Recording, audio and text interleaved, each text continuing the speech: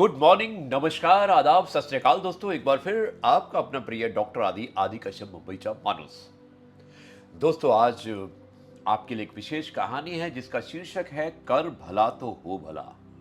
यानी कि अगर आप अच्छा काम करते हैं तो निश्चित रूप से आपके साथ अच्छा ही होने वाला है। एपिसोड नंबर है 1579 और कहानी की शुरुआत करता हूं कुछ इस प्रकार, और मुझे उम्मीद है कि यह कहानी आपको अवश्य पसंद आएगी। दोस्तों, एक प्रसिद्ध राजा था जिसका नाम था रामधन। अब राजा इतने अच्छे अच्छे काम करता था अपनी प्रजा के लिए कि बहुत ही प्रसिद्ध हो गया, बहुत ही पॉपुलर हो गया। और उसकी आदत थी कि अपनी प्रजा को हर तरह से सहायता करता था, निष्काम भाव से सहायता करता था। फिर वो चाहे उसके राज्य की प्रजा हो या फिर अन्य किसी राज्य की प्रजा हो। यानी कि वो ये भी नहीं देखता था कि दूसरे राज्य की प्रजा भी अगर उसके पास सहायता के लिए आती तो वो हमेशा उसे हेल्प करने की सोचता।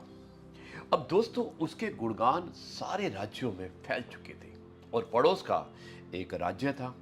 उस राज्य का एक राजा था जिसका नाम था भीमसेन। और दोस्तों, भीमसेन जब उसने रामधन की इतनी चर्चा सुनी, इतनी प्रसिद्धि सुनी, तो निश्चित रूप से उसे ईर्ष्या हुई। अब उसने सोचा कि किसी तरह से मैं रामधन के राज्य को जीत लूं। और क्योंकि स्वाभाविक रूप है कि वो भी राजा था और वो भी चाहता था कि वो भी प्रसिद्ध हो, तो उसने सोचा कि अगर मैंने इसके राज्य को जीत लिया तो मैं रामधन से ज्यादा प्रसिद्ध हो जाऊंगा।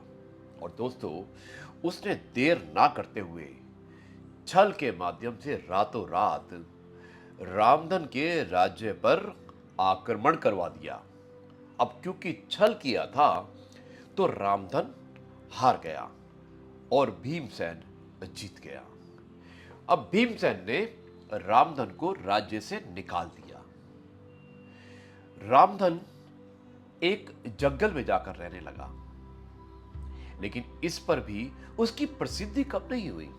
लोग उसे जंगल में जाकर भी मिलते थे और उसे जो भी सहायता होती थी वो हमेशा लेते थे। इससे भीमसेन को फिर एक बार दोबारा से ईर्ष्या होनी शुरू हुई और उसने कहा कि किसी ना किसी तरह से शायद रामधन को अगर मैं मरवा देता हूं तो यही एक उपाय है कि रामधन मर जाएगा तो मेरी प्रसिद्धि बहुत फैल जाएगी। और उसने पूरे राज्य में अपना ढिंढोरा पिटवा दिया।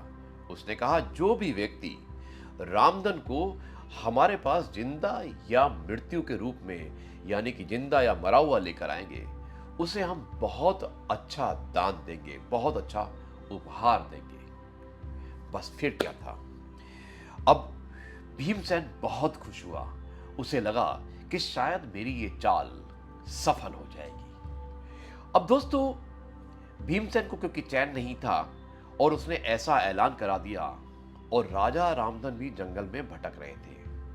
अब उन्हें जंगल में भटकते हुए एक राहगीर मिला और उसने कहा कि भाई, तुम इसी जगह के लगते हो, क्या मुझे राजा रामधन से मिला दोगे? अब क्योंकि राजा रामधन की दाढ़ी बढ़ चुकी थी और उनको पहचानना बड़ा मुश्किल था।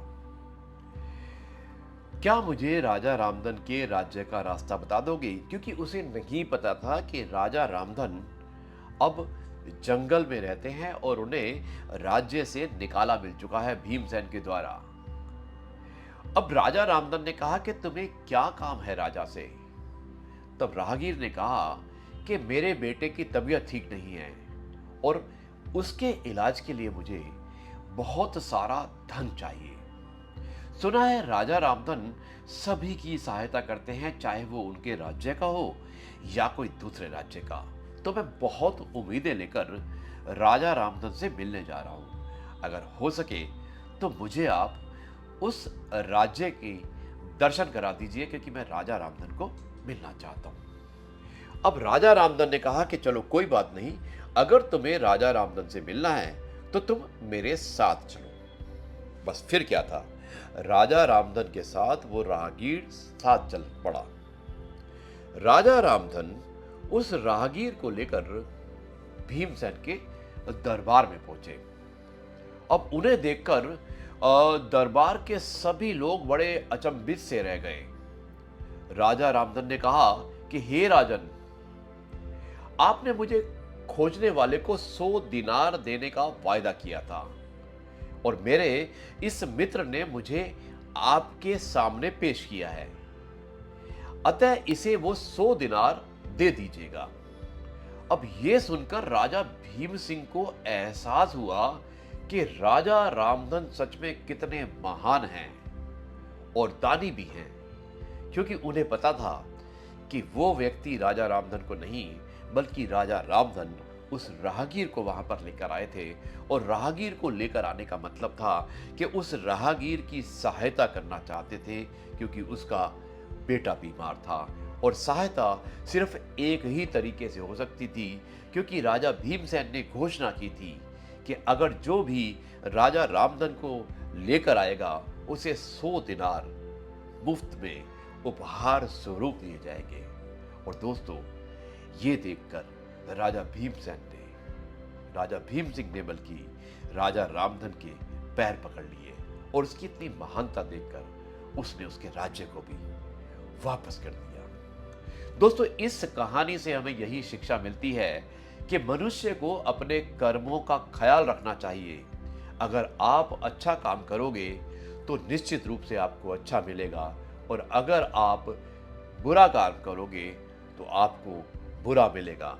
अच्छे काम में आपको कष्ट अवश्य हो सकता है, लेकिन सफलता जरूर मिलेगी। अब मैं इस कार्यक्रम को यहीं पर समाप्त करता हूं और कल आपसे एक बार फिर मुलाकात होगी कुछ नई बातों के साथ। तब तक के लिए आपसे कहता हूं जय गुरु जी, शुक्राना गुरु जी।